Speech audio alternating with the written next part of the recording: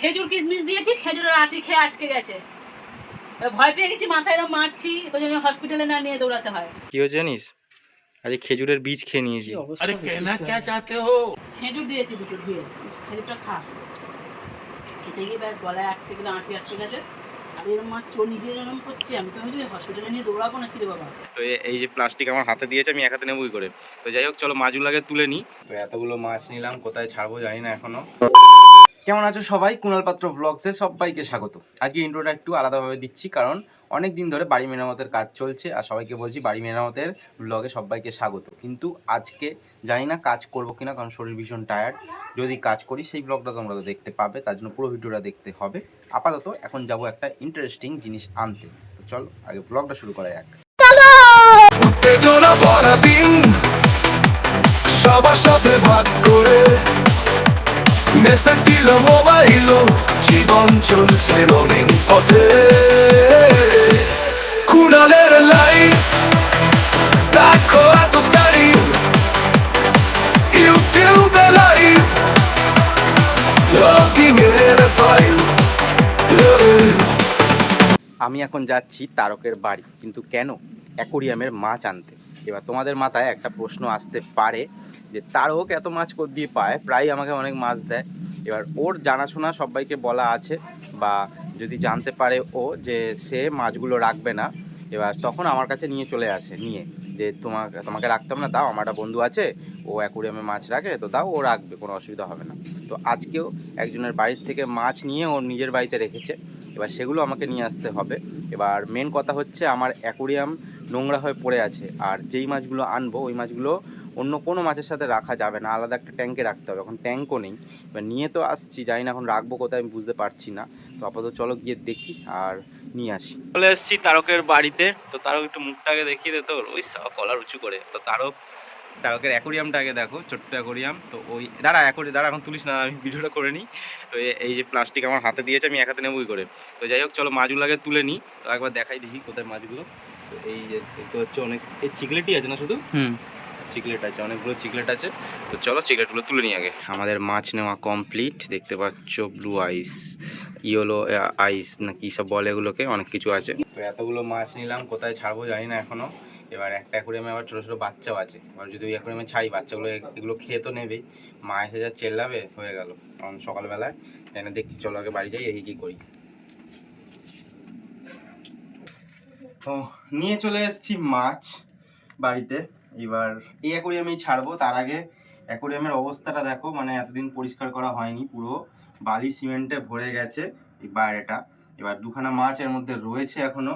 এবার বাচ্চা খুব একটা বেশি নেই, একটা দুটো দেখতে পাচ্ছি, মনে হয় অর্ধেক মরে গেছে বা কিছু হয়েছে, বেশি নেই। তো কিছু করার নেই, আর জায়গা মানে এই মাছগুলো ছাড়ার জন্য কি করব।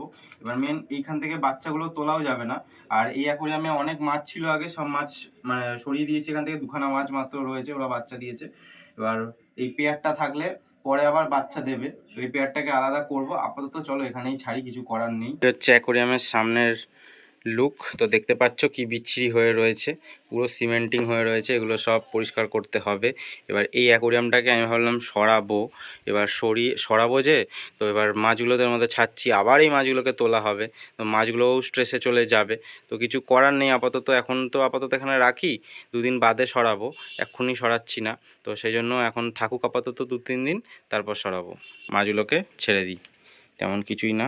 এখান থেকে এইটা নিয়ে একটু প্যাকেটটাকে ফাঁকা করি, করে ফেলে দিই।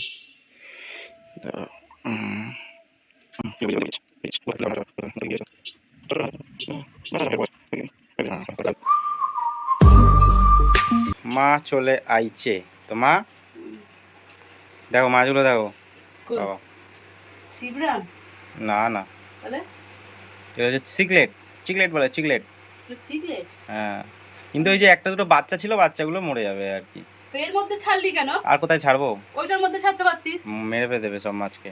এ বাবা, বাচ্চাগুলো খেলে তো তোর তাড়া করছে রে, আহারে। কিছু করার নাই, আর কি করবো। বাচ্চাগুলো এত বড়, তুমি দেরি করলে কেন? মাছের বাচ্চাগুলো দেখেছো, বললাম না এরকম করবে, দেখেছো? বিরক্তকর। বাচ্চাগুলোকে খেয়ে নেবে, এটা খুব ভালো কথা। আজকে টিফিন দিতেই চাইছে না, অনেক দেরি করে ফেলছে। বলছি তাড়াতাড়ি করে দাও, তাড়াতাড়ি করে দাও। টিফিনটা কেন দিতে চাইনি, কেন কীর্তি করলো ছেলে। খেজুর কিশমিশ দিয়েছি, খেজুরের আটি খেয়ে আটকে গেছে। এবার ভয় পেয়ে গেছি, মাথায় এরকম মারছি, ওই জন্য হসপিটালে না নিয়ে দৌড়াতে হয়। তারপর কলা ছিল, কলা দিলাম, গিললো, বললো গেছে। ভয় পেয়ে গেছি, 10 মিনিট ওখানে সময় চলে গেল। খেজুরটা খাচ্ছিলাম, কথা পাতা কোনো বলছিলাম না, আবার বীজটা হঠাৎ নিঃশ্বাস নিয়েছি, মানে ইনহেল করেছি আর ফট করে চলে গেছে। আর আমি বলছি না এখানে গলায় আটকেছে, এর মাথায় পাড়ি ফাড়ি মারলে চলে যাবে, দেখি যাচ্ছে না। একটু টেনশনে পড়ে গেছিলাম যে গলায় যদি আটকে যায় মুশকিল হবে না। তো এবার হাসছি, একটু ভয় পেয়ে গেছিলাম। তো এবার যাই হোক দিয়ে টিয়ে তারপরে মানে দেখছি নেই আর কিছু। তারপরে মা আবার কলা দিল, কলাটা খেলাম। আর মা দিয়েছিল 5টা থেকে 6টা খেজুর, ওই প্রথমেরটাতে এরকম হয়েছে, আর বাদ এগুলো খাইনি, রেখে দিয়েছি। ভয় পেয়ে গেছে, খেজুর খাচ্ছে না, হ্যাঁ, খেজুরগুলো আর খাচ্ছে না ভয়ে। এখন টিফিনটা খাওয়া যাক। মা তো অলরেডি খাওয়া শুরু করে দিয়েছে। তো মা কি করলে গো আজকে, দেখালাম তাও বলো একটু। তরকা ডাল, তরকা ডাল আর রুটি আর কলা আর আর খেজুর কিশমিশ খেতে গিয়ে পেল্লা পাতে এরকম বলো না, দেখবে সেই যেমন সেই শুঁয়া পোকার কথা শুনলে গাটা চিরবির চিরবির করে না, এরকম বলছো আর বুকটা যেন ব্যথা করছে মনে হচ্ছে। কালকে তুই নজর দিয়ে গেলি, কাজ হয়ে গেছে, ওই যে হ্যাঁ। মিস্ত্রি কাজ করবি হয়ে আছে। ব্যাস কালকে অমনি একদম। তুই নজর দিলি কেন তুই? কি হয়েছে? হ্যাঁ? প্রবলেমটা কি হয়েছে? মিস্ত্রি আগে তো তো শরীরটা খারাপ তো। শরীর কালকে খারাপ। কাজ টাজ করে ভাত খেয়ে ঘুমিয়ে পড়ছে, আর পাচ্ছে না। অন্যদিন খেয়ে সেই সন্ধ্যা অবধি কাজ করে, কালকে আর পাচ্ছে না। তার আগে ঢুকিয়ে দিল, নিয়ে চান টান করে শুয়ে পড়ল। তাহলে একটা ওয়ারেস এনে দিই। এনে দিয়ে বলছে, এনে বলছে না যে তুই এত তা আমি তো জানি না যে আর আজকে একটু আগের কেসটা ওকে বলো। ভয় পেয়ে গেছি। খেজুর দিয়েছি দুটো ধুয়ে, খেজুরটা খা। খেতে গিয়ে ব্যাস গলায় আটকে গেলে, আটকে গেছে। সেই ঘাড়ের মাছ চোর নিজে এরকম করছে। আমি তো ভাবছি হসপিটালে নিয়ে দৌড়াবো না, কি রে বাবা। এবার একটা গলা ছিল ঘরে, এখন এটা নিয়ে বীজটা খেয়ে নিয়েছি খেজুরের, আটকে গেছে তো। গলায় চলে গেছে। এবার এরকম করে ঘাড়ে মেরে টেরে তোর কলাটা বলে আস্তে করে গেলে করে চিবি চিবি না কত করে গিলবি। যেমন কাঁটা করলে আমরা আর ভাত দিই না বাচ্চাদের, দিলাম তারপরে নেমে যাই। তাহলে পেটে ঢুকে গেছে। হ্যাঁ, তাহলে খেজুর খাবো, গাছ হবে যখন। তুই খেয়েছিস কোনদিন খেজুরের বীজ? দেখবো কোনো নিউট্রিশন গায়ে হয় কিনা, হজম তো হবে না। তোর পয়সা পয়সা খেয়ে ফেলেছিলাম তখন। ও খেয়ে- এই রে, তুইও খেয়েছিলিস? ও ছোটবেলায় পয়সা পেয়ে নিয়েছিল। একবার হা করে কাজ দিলাম, আর মা রাবার ছুঁড়ে মেরেছে, রাবার ঢুকে গেছে পায়খানা। কদিন সকালে আমি বসে আছি। ও তোর মাসি বের করে ইস! আমার মা তাই করেছে। নইলে তো আমার চিন্তা না। মাসিকে খুব জ্বালিয়েছে, মাসির কাছে থাকতো বেশিরভাগ। মাসির তা আমাকেও কি দেখতে হবে পরের দিনকে? তাহলে তোদের এত মিল কেন বলতে, এই জন্যই। মানে এখন বড় হয়ে যে দেখছো যে জগাই মাথায়, তা না, কিন্তু ওদের ছোট থেকেই নানান মানে ওদের যে কাজকর্ম কীর্তিকলাপ সব মিল আছে ওদের। রুটি খা, রুটি খা, নাই খেয়ে দিলাম। তাই খা আবার। হাট। আবার তারক চলে এসছে। তারক কি হয়েছে জানিস? আজ খেজুরের বীজ খেয়ে নিয়েছি। কি অবস্থা হয়েছিল একটু আগে। কি আছে পেছন দিয়ে আর একটা খেজুরের গাছ আটকে বেরোবে। গেছিল এখানটায়। আমি এরকম করে মারছি ঘাড়ে, আমি একটু না আটকাইনি, কিন্তু মানে যাই হোক। এখন আবার কলা খাওয়ালাম। আরে কিছু হবে না, বেরিয়ে যাবে ঠিক। আর যখন বেরোবে একটা বড় সড়ো গাছ হয়ে বেরোবে। দেখিস খেজুরে কিন্তু গাছের কিন্তু বড় বড় কাঁটা আছে। এটা কলা খা। এই রে। আবার সেই কলা বলি আমি। হ্যাঁ, আরে তুই ভালো ভালো বলেছিস না, মানে ভালো। শরীরটা ভালো না, খাতো খেলে শরীর। আরে ভালো কথা বলেছিস না যে বেরিয়ে যাবে এইসব, ভালো কথা। ওই যে কলা খাবো। এই যদি বলতিস এই কি হবে, ভয় দেখাতিস, তাহলে কলা খাইয়ে ওকে বীজটা নিচে নামা করেছি, আর ওকেও তাই কলাটা খাওয়াচ্ছি। যাত্রার এটা কোনো কথা হলো? ইদি ওর মুখটা দেখাস না, স্লো মোশনে দেখাবো না।